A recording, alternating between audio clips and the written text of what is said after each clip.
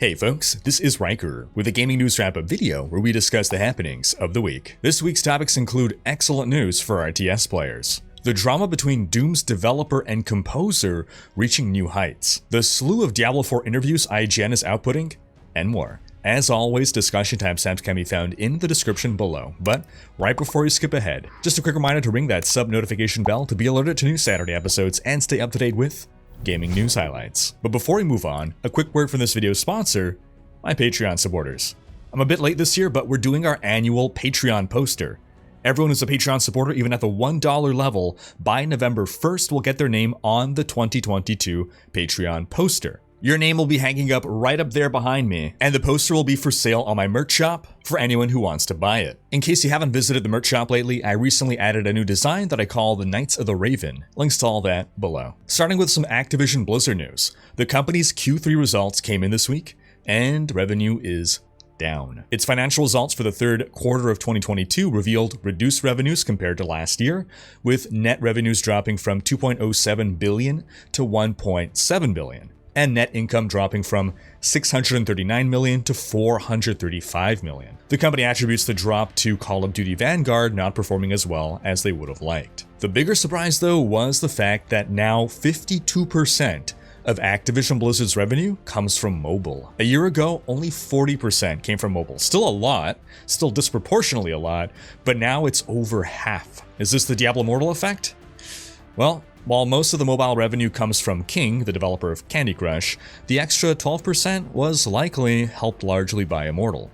Blizzard's revenue specifically was 10% higher than last year's Q3. Blizzard had 31 million monthly active users during the quarter, up from last year's 26 million. The launch of Wrath of the Lich King Classic certainly helped bump this number up. Now, it should be noted that Overwatch 2 and Call of Duty Modern Warfare 2 launched shortly after the end of Q3, so Q4 will likely be a good quarter for the company. In some Warhammer news, after a free-to-keep promotion on Steam, Vermintide 2 picked up 10 million new players. And this is happening in the lead-up to Warhammer 40k Darktide, which is basically a 40k spiritual successor to Vermintide, and is releasing on November 30th, both on Steam and on PC Game Pass. It'll also be coming to console shortly after. However, Steam players will not be able to play with PC Game Pass players, so just be aware of that. In some quick Gears of War news, Netflix has partnered with developer The Coalition to make a live-action Gears of War feature film, followed by an adult animated series. Netflix is pretty hit or miss with its original content. It has some amazing stuff, but also lots of crap, so here's hoping that this one delivers. Also, who remembers that Gears of War Mad World commercial from way back? It's a very, very mad world. I would love if they can license that song. It would be a great callback. On to a big story about Doom Eternal and its sound designer Mick Gordon. Now, we first covered this story way back in episode 138. For reference, right now, this is episode 271. I never number these episodes publicly, but internally in all my documents, I got numbers. So at a rate of one episode per week, that was like 2.5 years ago. So basically what happened was, in response to some criticism on the mix of the soundtrack, the OST rather, for Doom Eternal and Doom 2016, Mick Gordon had said back then, quote, "I didn't mix those and wouldn't have done that. You'll be able to spot the small handful of tracks that I mixed." And Gordon added that he doubted he'd ever work with developer id again. A couple weeks later, we had a follow-up to the story with the executive producer of Doom Eternal, Marty Stratton, firing back, explaining how Gordon was not meeting deadlines and had only mixed about a third of the songs himself, and they were forced to have id's lead audio engineer mix the remaining tracks. And the executive producer confirmed that they would not be working with Mick Gordon again in the future. Well, it took 2.5 years for season 3 to come out for this story, but here it is. Mick Gordon posted to Medium.com an enormous thesis that clearly was done with a lawyer as a response to the executive producer's comments from May 5th, 2020. Gordon said about Stratton, quote, "Marty lied about the circumstances surrounding the Doom Eternal soundtrack and used disinformation and innuendo to blame me entirely for its failure." Gordon then claimed that Stratton offered him a 6-figure settlement to never talk about this again, but Gordon feels the truth is more important. And understandably so, because his name was very tarnished following the last update to this story. Now, the entirety of the document is very well written, very well structured, and it includes discussion about how Gordon has not been paid for over half of Doom Eternal's music. Basically, he produced a bunch of mock-ups, demos, and rejected tracks that weren't meant for public release, just things he was working on as part of the process, and he chose to share those with id in good faith, and then id ended up using that material in the game, in marketing, and in the soundtrack, and allegedly have not paid him for it. Gordon says that the reason his work on the OST for Doom Eternal was late was because Stratton took months to get his contract done, to the point that Gordon just went over his head because he wasn't getting anywhere, and dealt with Bethesda directly. And he only got his signed contract 2 days before Doom Eternal was released. At the time, there was a hubbub about how the OST would not be releasing at the same time as the game and would come later. So again, 2 days before release, he gets his contract to finally do the work. Then they gave him a deadline of about a month to complete the work. And then halfway through that month, Stratton decided to cut Gordon out of the process entirely and just go with their internal cut of the OST. And they didn't even allow Gordon to hear it before release. Then once the OST released, to negative feedback from fans, Stratton allegedly reached out to Gordon so that he can help fix things. Gordon committed to making a better OST, but then Stratton released his public message on Reddit, the one we spoke about earlier, in which he basically threw Gordon under the bus completely. And this tarnished Gordon's reputation. What Stratton said made Gordon look terrible, and the fact that he had to stew in that for 2.5 years before he can present his side of things now, just wow. It's clear he didn't want to just reply in anger. He's clearly, I mean, you read what he wrote, and it's obvious that he has legal counsel in writing all these things. And of course, disclaimer, this is a he said, she said, but Gordon has brought forth a lot.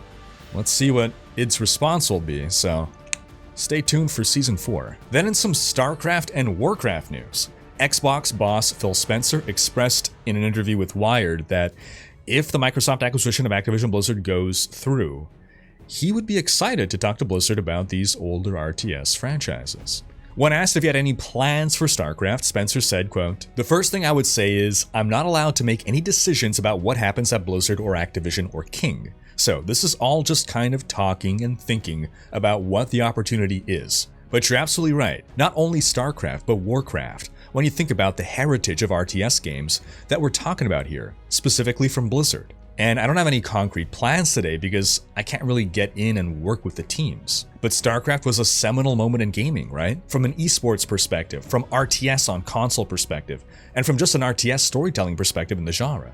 And I'm excited about getting to sit down with the teams at Activision and Blizzard and King to talk about back catalog and opportunities that we might have. So I will dodge the question other than to say it's not something I can actively work on right now, but the thought of being able to think about what could happen with those franchises is pretty exciting to me as somebody who spent a lot of hours playing those games. Now under Activision, which was primarily a profit-driven corporation, StarCraft and Warcraft RTS games were basically dead. All ongoing Blizzard RTS titles and teams were basically gutted, with a lot of the RTS talent then leaving Blizzard to go work on RTS games, with some of them explicitly saying they wanted to go make the kind of game that Activision would not let them make. The reality is that the RTS genre is just not a giant revenue driver these days, at least not enough for Activision's thirsty desires. But Microsoft, while of course a profit-driven corporation, as all corporations are, is a company that already has a ton of money, and while it does want more, it's not the company's only motivation. Microsoft will make games in smaller genres, games that don't drive tremendous revenue, but more so because they want to have market dominance in a range of different sectors. They already have the Age of Empires RTS franchise. Age of Empires 4 released last year, so they're clearly willing, unlike Activision, to make RTS games. So it's really a no-brainer. If you get a hold of Warcraft and StarCraft, why would you not make a new RTS in those franchises? When we first heard about the Microsoft acquisition of Blizzard, we already speculated that the odds of seeing Warcraft 4 and StarCraft 3 were greater than ever, and Spencer's comments here confirm this. This could be very good news for RTS fans. And speaking of good news for RTS fans, in another story, I wanted to bring some attention to a project called Skylords Reborn, which is a fan-made revival of the game Battleforge, a multiplayer real-time strategy and collectible card game that EA shut down almost a decade ago. The game has PvE and PvP modes. In PvE, You play missions on different difficulties against AI opponents. There's 1, 2, 4, and 12 player maps. Most of the campaign is playable in co-op. In PvP, you play against other players, which has both ranked and unranked modes. Then, whether you're playing PvE or PvP, you gain battle points and collect new cards. It's a deck builder game, so the more cards you unlock, the more options you have for strategies when building your deck. You can bring your own deck into PvP, or to prevent new players from being unable to dive into competitive play from the start, you can use one of the rotating free maxed out decks. While the original game was free to play with microtransactions to buy cards and card packs, Skylords Reborn revamped the economy to be completely free to play. No microtransactions. Instead, you buy card and card packs via battle points that you can only earn by playing the game. The game is run and maintained by a team of volunteers, and server costs are paid via player donations on Patreon. To prevent EA from shutting down the project, it's a completely non-profit endeavor. Since its release, Skylords Reborn reached over 100,000 registered accounts, and the devs continue to work on the game, releasing balance patches and new content. Today, the game has far more content than the original Battleforge ever did. It's just a true passion project from the devs. The gameplay is fast, it rewards skill, but the focus is on teamwork, and co-op makes the game much more approachable for a wider audience than the average RTS game. There's different ways to engage with the game. Some players like trading cards and completing their collection, others like competitive PvP or speedrunning through the PvE maps, and many just enjoy doing some relaxed co-op matches. It's a unique blend of genres, taking elements from classic RTS, trading card games, and merging them into something that could best be described as a love child between Warcraft 3 and Magic the Gathering. If you want to check it out, do follow the link below. In some quick Torchlight Infinite news, we're now 1 month into open beta, and the devs have released a blog post discussing what they've been doing and what's to come. They started by laying out the 3 principles that the team follows. First, they roll out major updates on a seasonal basis. This is to make balance changes and adjust important systems like skills and gear. Second, they fix general bugs on a weekly basis, so they have a routine maintenance patch. And thirdly, they fix urgent bugs as soon as possible. They went on to give a breakdown of all the patches they've issued since open beta began, including how they've handled bans for cheaters. Then they spoke about what we can expect from Season 2, whose theme will be pirates and plunder. At least 1 new hero will come with the season, plus 2 new traits for existing heroes, as well as a bunch of new skills and legendary gear. However, it'll still take some time before co-op is added to the game. Season 1 is expected to end in January, with Season 2 hitting that same month. All your unlocked heroes, hero traits, pact spirits, cosmetics, all that stuff will carry over to the next season. In some Diablo 4 news, IGN has been releasing a blitz of interview videos with Diablo 4 game director Joe Shelley and Diablo general manager Rod Ferguson. I'm sure it was all one interview, but they're separating out into digestible chunks focused on specific topics. We covered a couple in last week's video, do check that out if you haven't, and some more have since released. One of the videos is about how the team is managing to get the right feel for combat, to capture the fantasy of feeling powerful without flooding the screen with effects, while also delivering proper signaling to players so that they can read what's happening on screen and properly react to monster attacks. It's a fine balancing act between a lot of different factors, and they discuss things like dialing in the right time to kill to ensure that killing monsters takes long enough to feel the challenge and mechanics without taking too long to become tedious or boring. Another video discusses how world tiers work in the game, which is basically the game's difficulty settings. The first 2 world tiers are available from level 1 when you first start playing the game. The second tier is intended for ARPG veterans. The first tier is more if you just want to go through story mode, the easiest thing possible, but most of us will probably begin on tier 2. Then once you're done the campaign, as you keep leveling up, you'll progress through the other world tiers, and you'll want to do this because higher tiers of items only drop on higher world tiers. It sounds like there will be 5 tiers in total, and at the end of world tiers 3, 4, and 5, there's a boss for you to take on, and you need to beat that boss to unlock the next world tier. And the final boss is a level 100 pinnacle challenge to cap off the game. Another video discusses the skill tree and the respec system, with a glimpse at the newest skill trees, which have evolved significantly over the course of D4's life. We went from skill twigs in 2019 to a literal skill tree, to now something that seems to have hit the right notes on depth and choice. They also spoke about the respec system, and this is something that the community is a little split on. The devs describe the respec system as one that costs gold to respec, and that cost ramps up as you level up, but it's still doable. At early level, it feels almost free, so you have freedom to try out skills as you like, going back and forth, again, basically freely between them. They brought up how in Diablo 3, with no cost to respec at all, changing builds is basically just changing your clothes. In D3, your build is basically defined by your equipment. But in D4, they want your build to feel inherent to your character. They say the point of the gold cost going up over time is because at a certain point in time, you'll feel like if you want to make an entirely new build, you'd rather make a new character than foot the respec bill.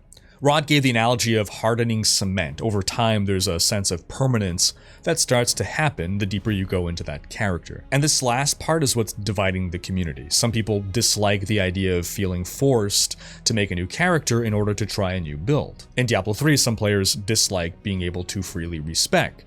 So it does feel like D4 is trying to meet both groups halfway. I think one thing that the free respec camp, those that want to be able to respec freely, need to bear in mind is that in this interview, they did not say that you would not be able to afford to respec your character at level 90, but rather that the cost would be high enough to incentivize you to make a new character instead. So basically, what I imagine it'll be is that you will not be able to afford multiple full respecs in one day at level 90. And I think that's what they're really trying to avoid. The Diablo 3 situation where we change our build constantly depending on whether we're pushing greater rifts, whether we're doing speed greater rifts, regular rifts, or bounties. While I personally don't mind having totally free respec, I know some RPG purists like to have some sense of permanency to their decisions, and I think a fair compromise is probably what Diablo 4 is doing. Let's say that, like in Diablo 2, by level 30, you have unlocked every skill in the game, every skill that your class can use. Then at level 50, you stop getting skill points, and instead you start getting Paragon points. So let's say that up to level 30,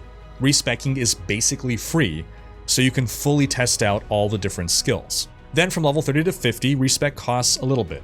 You're not getting any new skills at this point, you're just refining your build. Then starting at level 50, when you're not even getting new skill points anymore, you can afford maybe a couple full respecs per day. And then by like level 90, maybe you can afford one full respec per day. And by level 100, maybe one per week, something like that. We can tweak the numbers, but the idea is to let people respec at any level. You just can't have a max level character afford to respec multiple times per day, depending on what activity they're doing. I'm going to be charitable and interpret this as the system that Diablo 4 is more or less going for, or at least hope that this is what they're describing. At the very least, what they describe is more forgiving than the respec systems in most other ARPGs that don't have unlimited free respec. But I turn the question to you folks. What do you think of the respec system that you're hearing about for D4? Sound off in the comments. And in case you missed it, in other Diablo 4 news, a release date leak/rumor broke last weekend, and during the week I posted a full video dissecting and analyzing this rumor, so do give that video a look because I do believe there is legitimacy behind this leak. And that is going to wrap up this week's video. But do be sure to have checked out last week's video in which we discussed the formula Blizzard is using for Diablo 4. Thanks for watching, special thanks to my Twitch, Patreon, and YouTube supporters for making these videos possible. If you like what you see on this channel and want to support the creation of more content, you can consider pledging on YouTube or Patreon, and unlocking behind-the-scenes content, monthly virtual hangouts, and more. If you enjoyed this video, please share it. Check out these other videos, and subscribe to join Riker's Raiders for more gaming content.